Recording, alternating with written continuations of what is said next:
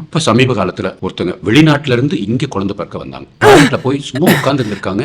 அவங்களுக்கு குழந்தை பிறந்துருச்சு. ஹஸ்பண்டுக்கு என்ன பண்ணணும்னே தெரியல. எமர்ஜென்சியா இந்த மாதிரி டெலிவரி ஆகிற பேரு பிரிசிபிடேட் லேபர். அது எங்க வேணாலும் ஆகும். ட்ரெயின்ல நீங்க போயிட்டு இருக்கும்போது ஆகும், இல்ல வீட்டுல ஆகும், இல்ல பெட்ல படுத்துட்டு இருக்கும்போது ஆகும். அந்த நேரத்தில் நீங்க செய்ய வேண்டிய ஒரே விஷயம், நல்ல ட்ரையான கிளாத் எடுத்து பேபியை நல்லா தொடச்சிட்டு தலையை லைட்டா அப்படி திருப்பினீங்கன்னா வாயில இருக்கிற கொஞ்சம் உமிழ்நீர்லாம் வெளியில வரும், அம்னியோட்டிக் ஃப்ளூயிட்லாம் வெளியில வரும். ட்ரையா பேபி ஆக்குனீங்கனாலே நல்ல பேபி வந்து அழ ஆரம்பிச்சிடும். தலை பர்டிகுலரா நல்ல கிளாத் வச்சு துடைக்கணும். அது பாட்டுக்கு சரியாகும். உடனே இதை கட் பண்ணணும், அதை கட் பண்ணணும், அதெல்லாம் பதட்டப்படாதீங்க. அதுவா ஆட்டோமேட்டிக்கா இயற்கையா வந்து நஞ்சு அதுவா வெளியில வரும்.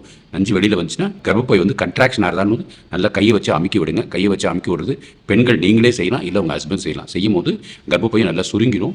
சுருங்கிடுச்சுன்னா ரத்த போக்கும் இருக்காது. இது வந்து எமர்ஜென்சிக்கு மாத்திரம் தான். அதுக்காக இதில் வந்து எக்ஸ்பெரிமெண்ட் பண்ணாதீங்க. வீட்டில் பிரிசிபிடேட் லேபர் ரொம்ப காமன். ஃபீட்பேக் வந்த பேஷண்ட்டுக்கு பிரிசிபிடேட் லேபரா இருக்கு. ஸோ வீட்டிலேயே குழந்தை பிறந்துருச்சுன்னா பயப்படாதீங்க. குழந்தை அது பாட்டுக்கு அழ ஆரம்பிக்கும்.